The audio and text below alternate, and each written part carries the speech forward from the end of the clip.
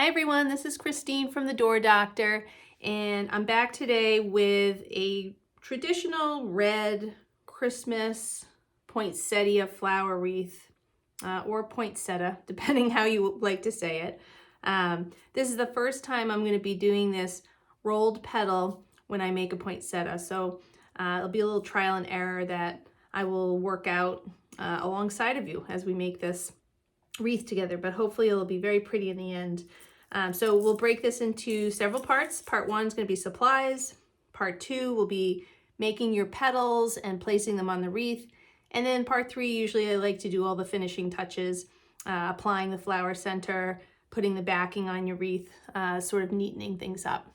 So for supplies, we're going to be using two different colors of mesh. So for the actual petals, this is a red poly burlap mesh that I'm going to be using, and this comes in a 10-inch wide roll and it's 10 yards long. I usually get all of my poly burlap at craftoutlet.com, but you can find them at Michael's. Sometimes Hobby Lobby will have poly burlap, the Wreath Shop online. Those are some vendors that I like to use. And then for the leaves, we're going to use a lime green poly burlap mesh that also comes in a 10-inch wide length.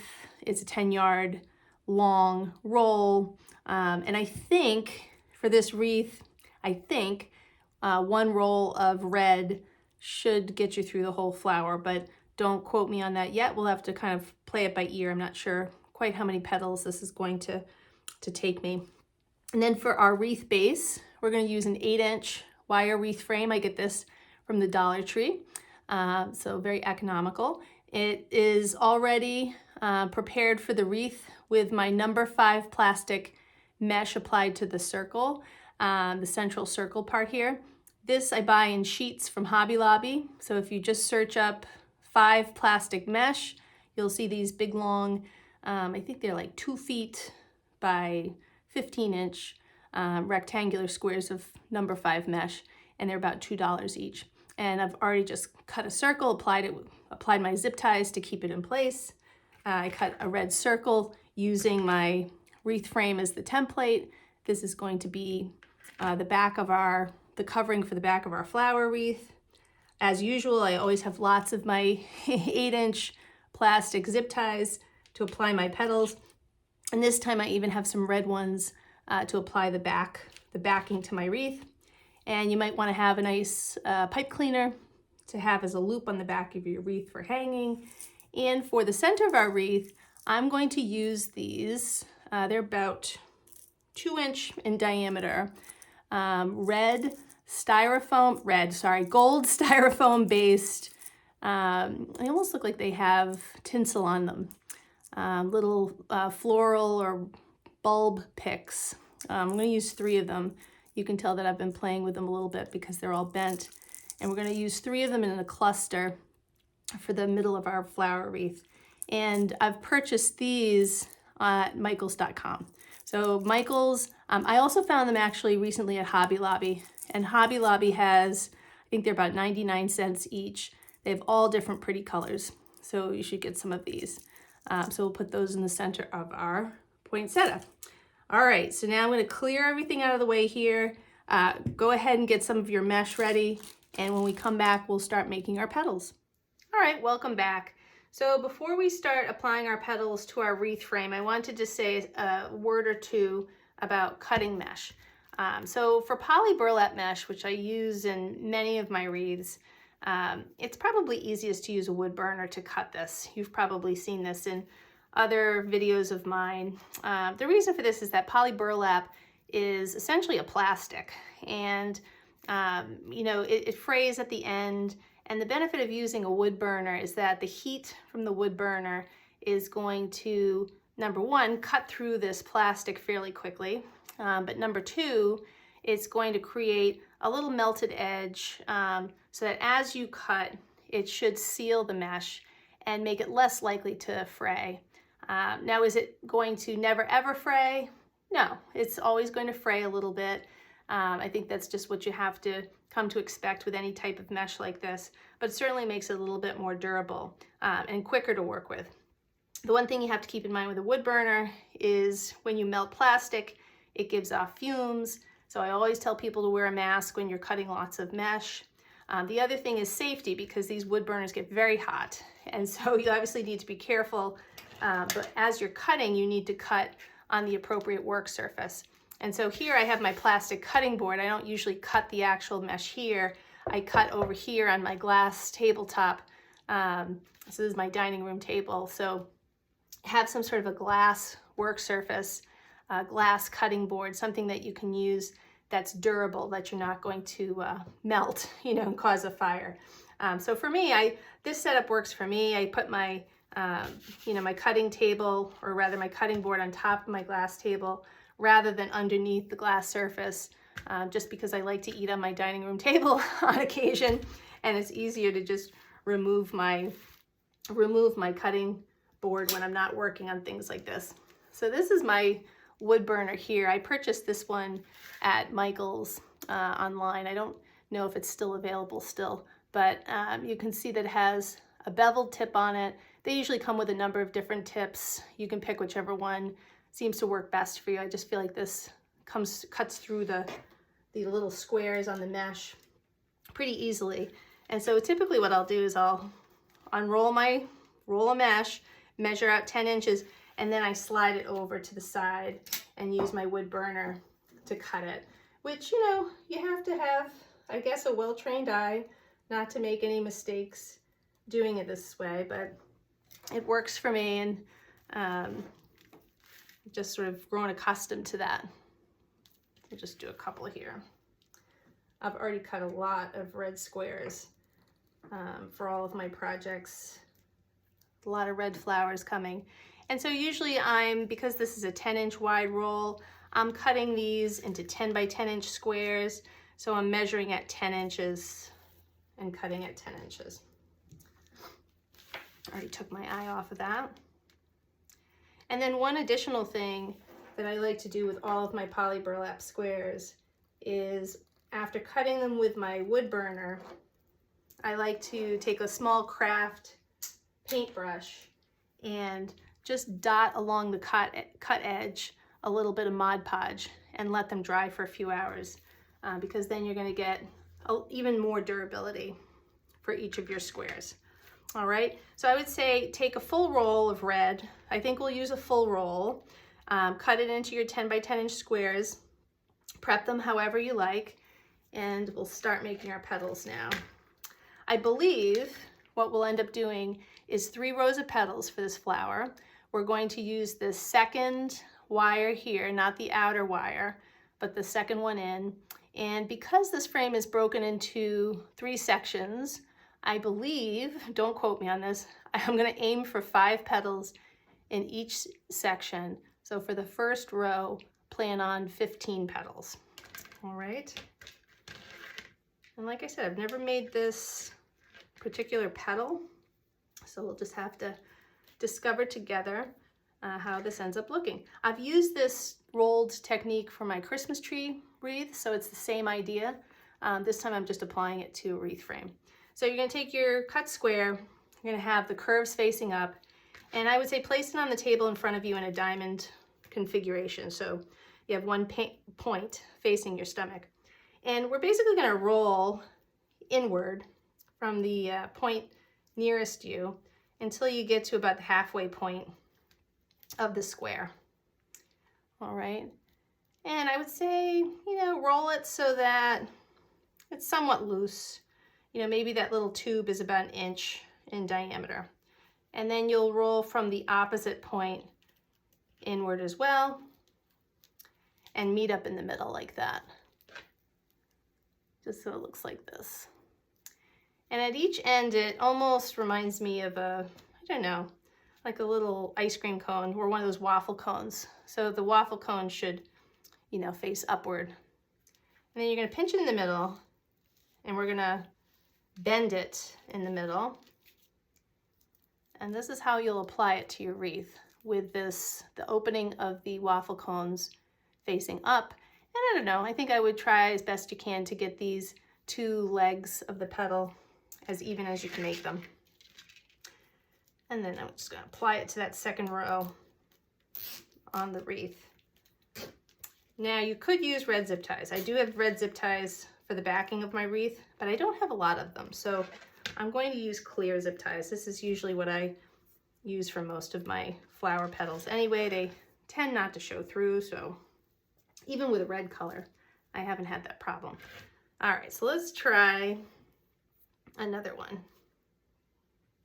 I think I'm gonna go this way here. So let's just roll up in the middle to the midway point, roll the opposite way, bend that, crimp it, sort of at the halfway point. Let's see, you want that a little bit more even. And apply that. Pretty simple to do. And they sort of splay out as you apply them, but I think the more that we add to the wreath, the closer they'll become. Let's do number 3.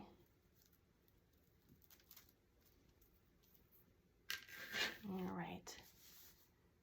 So again, place it with the point towards your midsection. Roll that point away from you to the midpoint of your square. Take the opposite point and then just roll it towards you. Make sure you like the way those look. Crimp it in the middle, bend it. Make sure you've got your waffle cones facing up. Give them a little, and sort of shape them a little bit and apply to your wreath.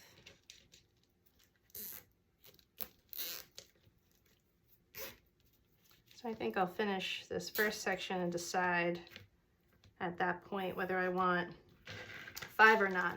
I think 5 will work. I want them to be somewhat close together. All right. Next square. That's all you need to know how to do is roll. Roll and bend. So got those rolled together. Bend it in the middle there. Shape it how you like it. And then apply it to your wreath.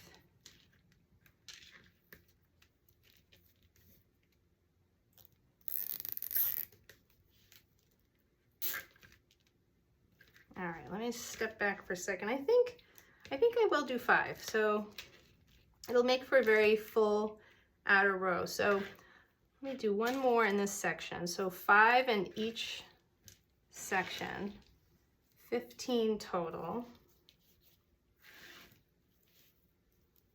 Let's roll up here. Roll from the opposite side.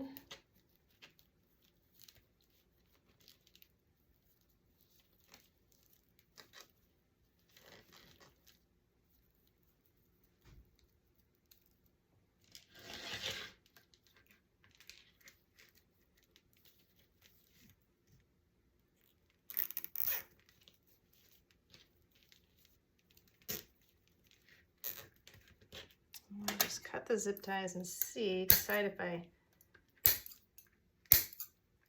like it this way. All right, yeah, I think so far I like that. So I think what I'm going to do, so I've done 5 in this first section, you have 2 more sections, so I'll place another 10 petals. So finish your row of 15 and then we'll come back and do row number 2. All right, so I have row 1 done. 15 petals, I think they fit pretty nicely.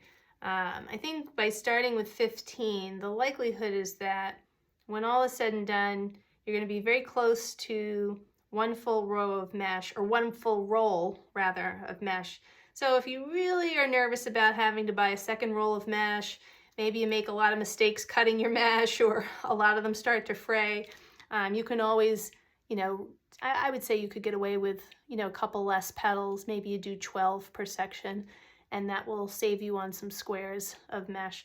But here I like the 15. So we're gonna soldier on after the 15 and do row number 2. And I think we're gonna try either 10 or 12 petals in row 2. And where I'd like to place this next row is right along this inside edge of the plastic mesh. And I'll probably come in, I'd say by a couple squares. All right, so I'll flip it over. I think I'll put my first petal right there. Let's see. Same petal type all the way around. And we'll just see how these fit. I'm gonna move this out of the way there so you can see. So I'll roll up the middle here. Roll up the side. Crimp them at the middle. Bring my, need a bigger table, I think. Bring my petal back into view and fasten that guy there. And so let's see if we do, yeah, I think probably 12 petals will work. And so if you ever watch any of my videos, what I like to do, especially with nice even numbers like 8 and 12, is I like to place my petals first, or the first 4 petals I like to place in quadrants, and then fill in the gaps in between each of those first 4 petals. So I think I'll place number 2 directly opposite this first one that I did. Get that out of the way.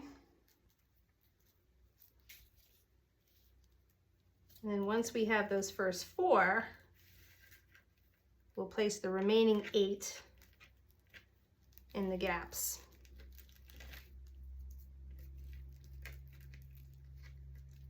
There we go.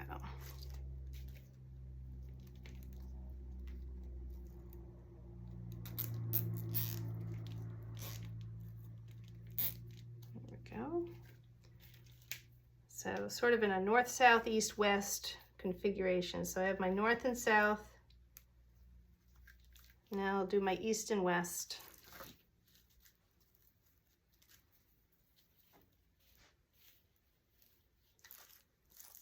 Let's see.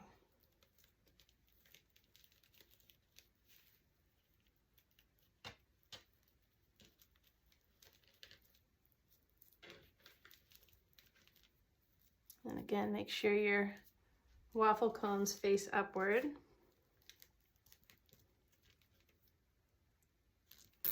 Christmas waffle cone wreath. There we go. And then we'll do one more right here. So that'll be your 4th one.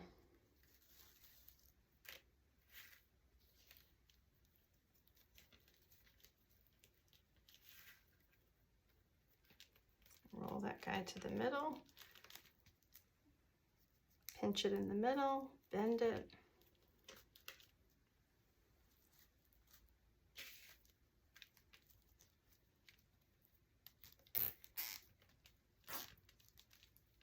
All right, so there's your first 4 petals of that row.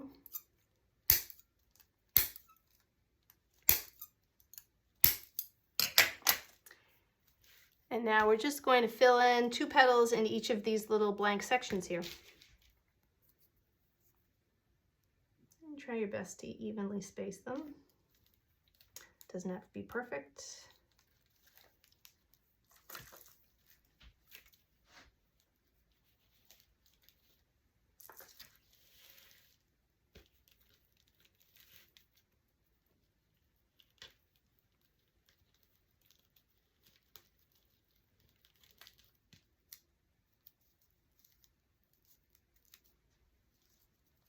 It's a pretty easy petal to make, pretty quick. Simple in terms of skill level. All right, and I'll just do one more here. So I'll do 2 in that little blank section there.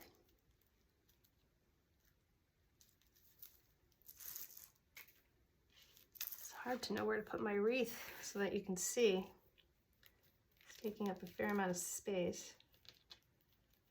I have a harder time filming larger wreaths because they fill the they fill the camera angle so much. All right. Squish that in there.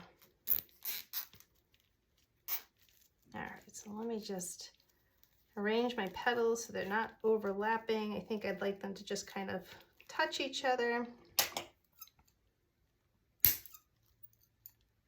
All right.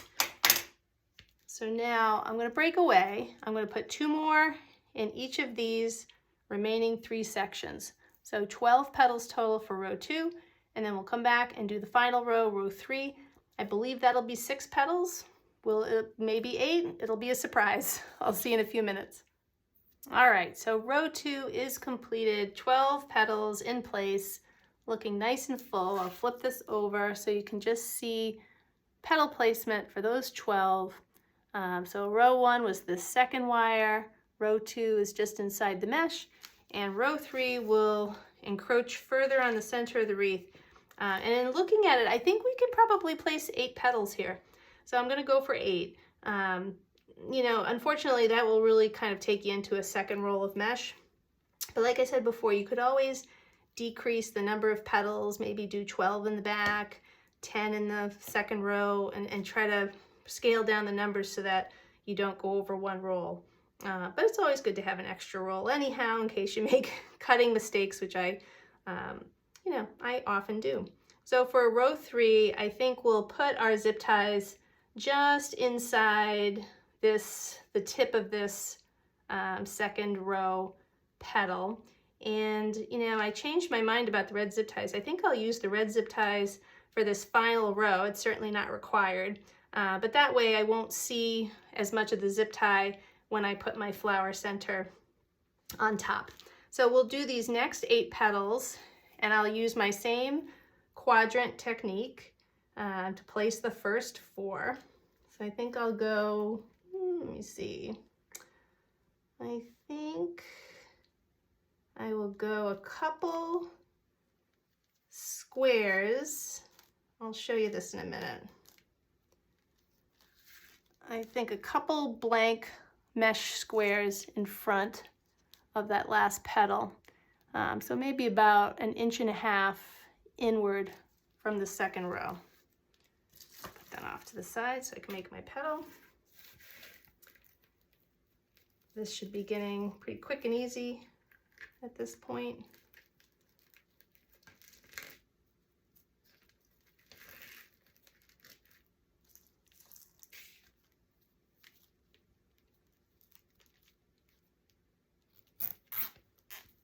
All right.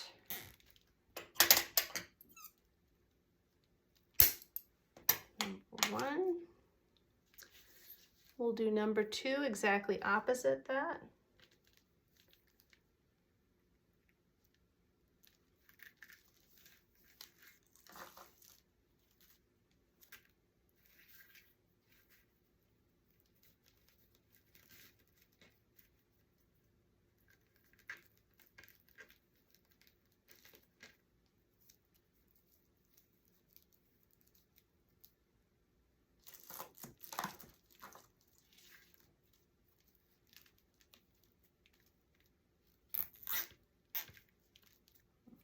Shape those a little bit. So there's my north and south, then we'll place east and west.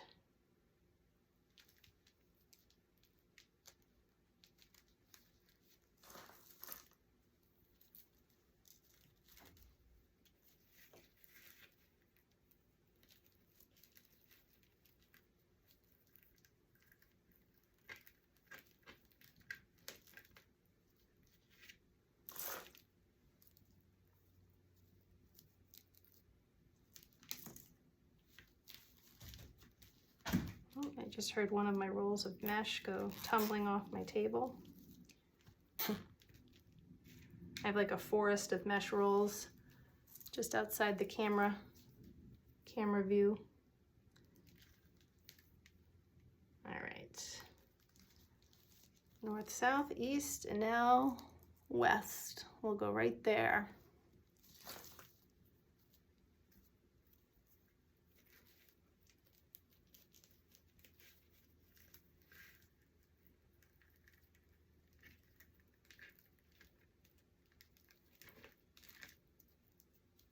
don't like the way that one looks. Next. I too sometimes have frayed pieces or petals that don't look right, and I'll toss them. All right.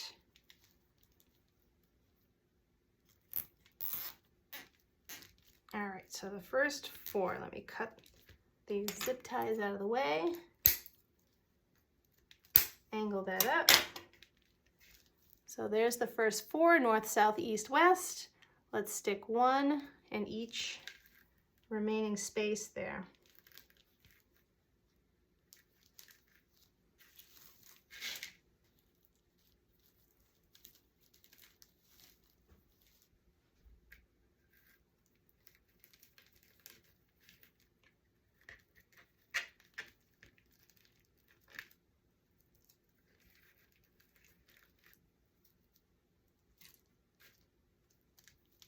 It's going to get a little tight.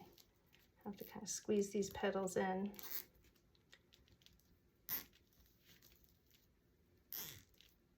There we go. I think I'm going to pull up my sleeves because I have one of these sweaters with billowy sleeves. It's just going to keep resting on my mesh. Don't want that to happen with this last row.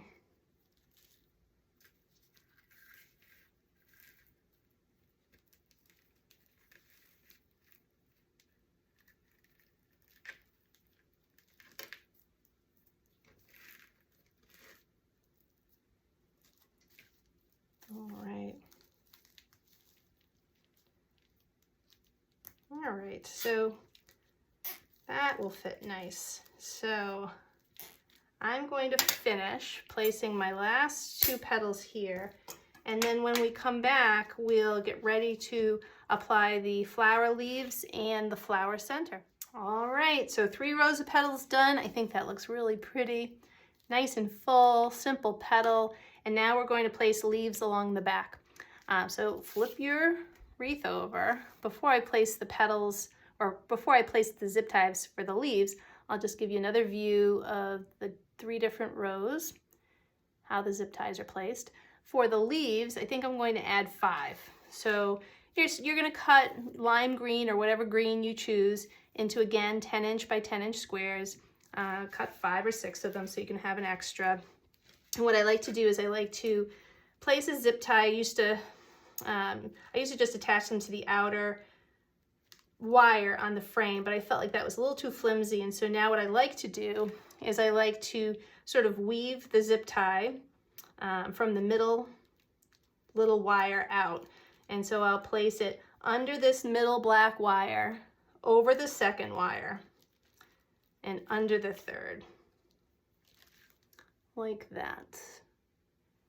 And I like to place all 5 zip ties in like a star pattern and have them pretty much placed, evenly spaced, before I actually apply my leaves. So we'll do number 3 there.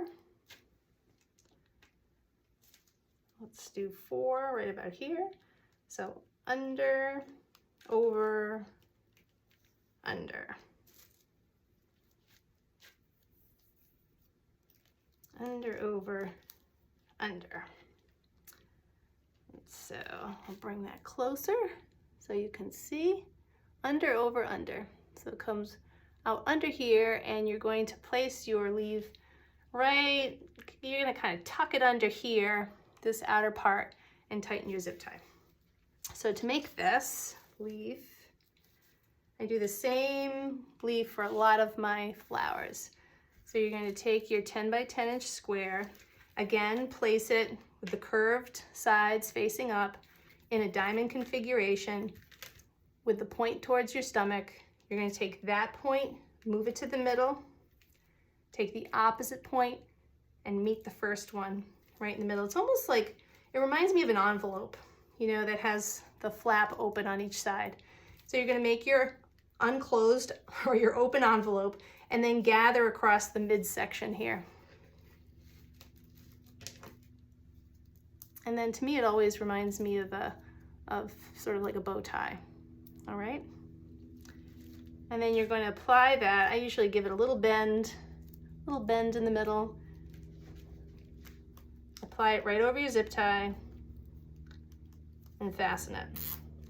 And as you fasten it, you're going to tuck this little bent part of the green mesh underneath the wire before you tighten it completely. I shape my leaves and tighten it like that. I'll do it again.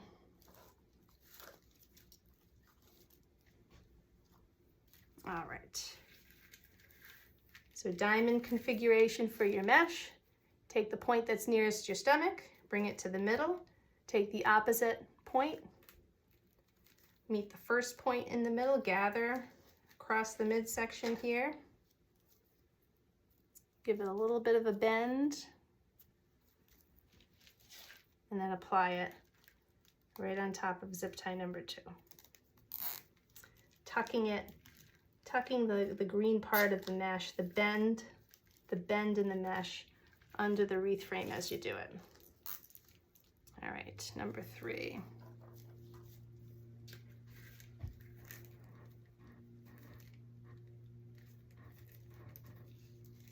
Gather across the middle.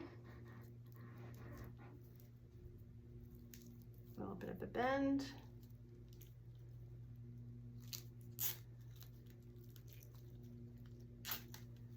There we go. Number 4. Point 1, point 2, meet in the middle. Gather. Bend it a little bit and apply. Tuck that under.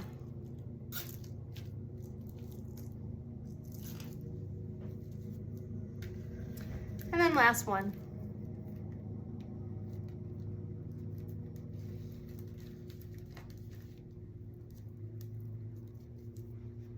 All right.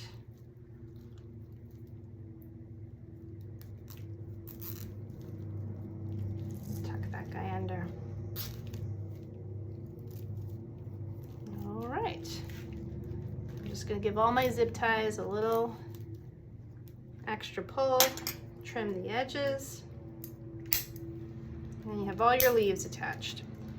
And I think I'll take a break here because the landscapers are outside mowing the lawn, and I don't want you to have to hear that.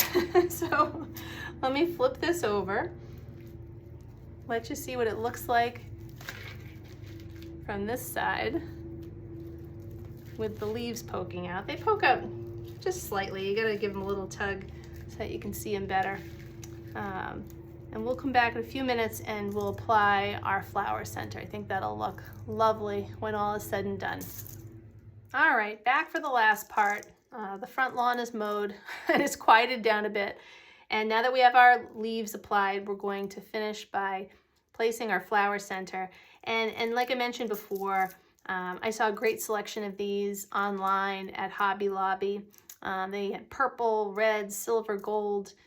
They come individually, right? Not in these clusters of 3, but I think they're about, $1 each. And so you could buy as many as you needed. For this flower, I'm going to do 3 in a cluster. But for some of my poinsettias, I do 5, or rather 6. I'll do 5 along the bottom and a 6th one in the center there. But I'll do 3 for this one. And I trimmed the ends. The ends of these are wired. And so I just used wire cutters to make them a little shorter. I think it's about, probably about 3 or 4 inches left here. And I've twisted them. You can see I've already been playing with them a little bit, just twisting them so that they will stay together in this cluster. And then I left a couple tails so that I can snake it down in between the plastic mesh. And hopefully this part's always hard to do because you're sort of applying or trying to put these little wire ends into the mesh blind, but I will do my best. So let me flip this over and see if they will cooperate. I like simple flower centers like this. All right, so there we go. Miracles happen. So they've come through on this end, and then you can just twist these tightly in the back. Let me make sure that the little cluster didn't come apart. There. So I'm just going to twist the ends here.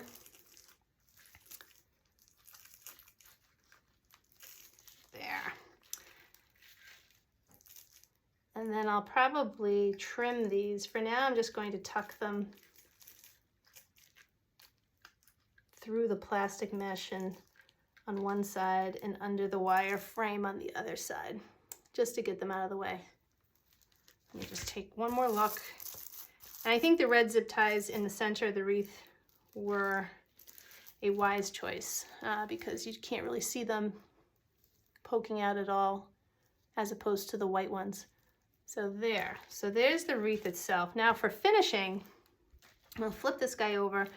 I usually like to use a pipe cleaner as a loop, and the way I form my loop is I usually bend the pipe cleaner into the shape of what I like to think of as the letter W, so a little W there, and then the point of the W I slip under the wire frame, and the two legs of the W sort of hook underneath the frame, and then I just twist the legs of the W behind the little loop that you made. Like that. It's kind of hard with all that red to see it. But then you can wrap these little loose ends around a couple times, and then I like to tuck them underneath through the mesh even to give it a little bit more durability. Let's see if it'll cooperate here.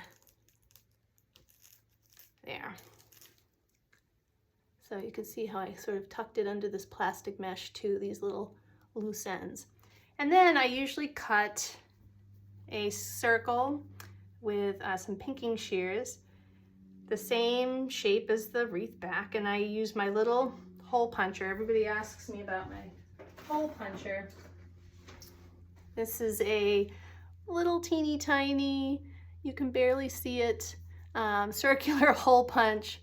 It's, I believe, 1/16 of an inch, so it makes teeny tiny holes, and so I'll usually space little teeny tiny holes around the circle here so that I can zip tie it into place.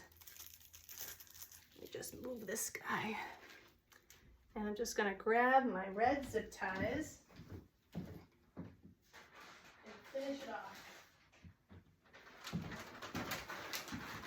And so the red zip ties just give it a nice, clean finish.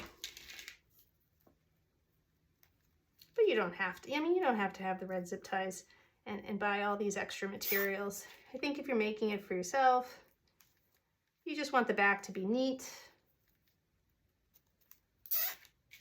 And so any color zip tie would do. Color coordinating though, always nice and fun. And so I usually, you know, place about eight little hole punches around the edge.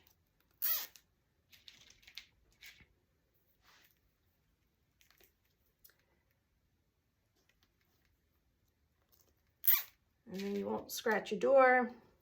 And then if you have a glass door, it's always good to have the back of the wreath, you know, look neat.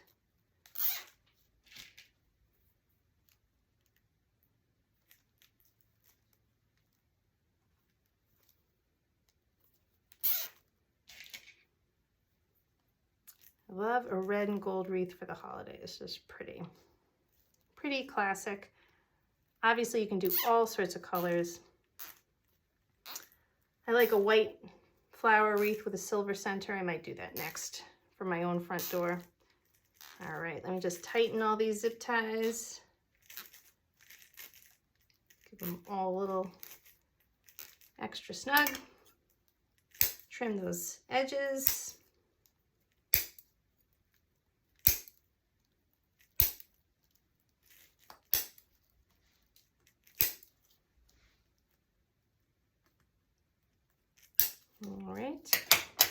And then you can just tuck these in. Just kind of sneak them underneath the wire frame so even the ends of the zip ties won't scratch. Let's see if I got them all in there. All right. Take a look there, and then let's flip it over and look at our finished product. And there you have a traditional red Christmas poinsettia wreath. So I hope you like this one. I think it's pretty quick and easy. If you liked this video, please hit subscribe on the bottom of your screen, and then you can see all my new videos as they come out. Have a good day.